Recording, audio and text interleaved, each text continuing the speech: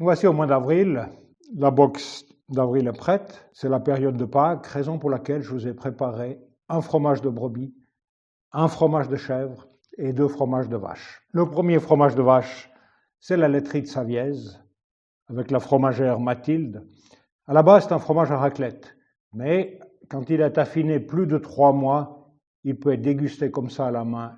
Il est goûteux, il va très bien. Avec le Saint-Félicien, on est dans la région lyonnaise. Saint-Félicien ressemble au Saint-Marcellin, c'est un petit fromage de chèvre dans lequel, pour fabriquer, on a rajouté de la crème. Donc on aura ce côté crémeux, ce côté onctueux.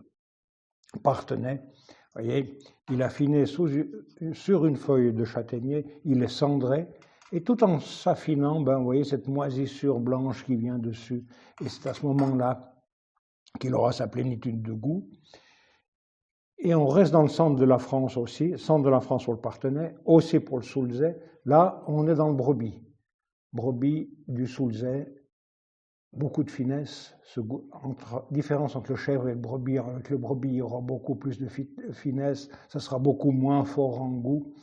Et tous ces fromages pour cette boîte du mois d'avril, j'ai sélectionné des fromages qui ne sont pas trop forts en goût. J'ai cherché un petit peu la finesse, la légèreté pour cette box du mois d'avril. Alors, je suis avec Romaine Blazer, ma cousine. La cave du Bosset, c'est son voisin. Ma cave à fromage est à 20 mètres de la cave du Bosset. Et tu vas nous parler un petit peu du vin qui a été sélectionné pour cette box d'avril. Voilà, salut Claude, ça fait plaisir de te recevoir dans notre cave. Alors, juste un tout petit mot avant de vous présenter la Marsanne qui va être servi avec ces vins. La Marsanne qui est vraiment le vin des fromages. Un tout petit mot sur la cave et puis la manière de la produire. Donc nous sommes des artisans vignerons, c'est-à-dire que c'est une cave où on travaille nos propres vignes et puis on vinifie et on fait la commercialisation. Tout se passe chez nous, on n'achète pas de vendange ailleurs, tout ça. Le domaine est cultivé en bio et notre cheval de bataille, c'est vraiment le sol vivant.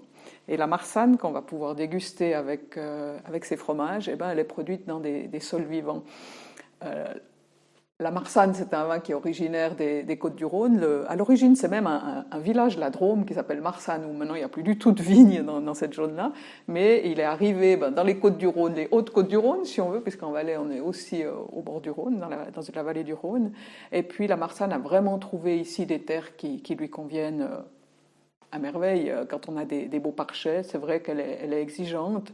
Si on veut avoir des vins de qualité, il faut aussi faire des petites récoltes pour pouvoir vraiment avoir un vin qui s'exprime.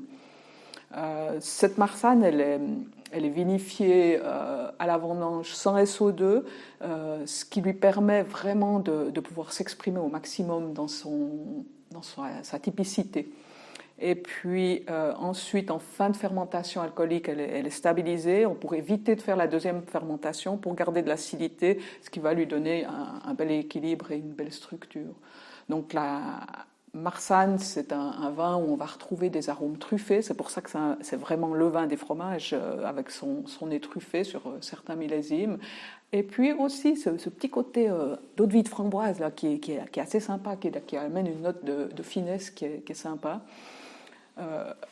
C'est un vin qui est élevé en barrique, alors on retrouve aussi un petit peu les notes toastées de la barrique, avec vraiment en bouche un vin avec une grande structure. Et c'est ça qui est sympa sur les fromages, c'est que même si on a des fromages qui peuvent des fois agresser un petit peu en bouche, très goûteux, la rondeur de la Marsanne et la structure de la Marsanne vient vraiment apporter un équilibre dans l'accord mets-vin. Oui, certainement qu'on va retrouver l'arrondi, le côté velouté avec le fromage de Savièse, la même chose avec le Saint-Félicien, et puis le côté acidité qui ira bien avec les chèvres et le brebis, à mon avis, c'est ce qui devrait aller le mieux.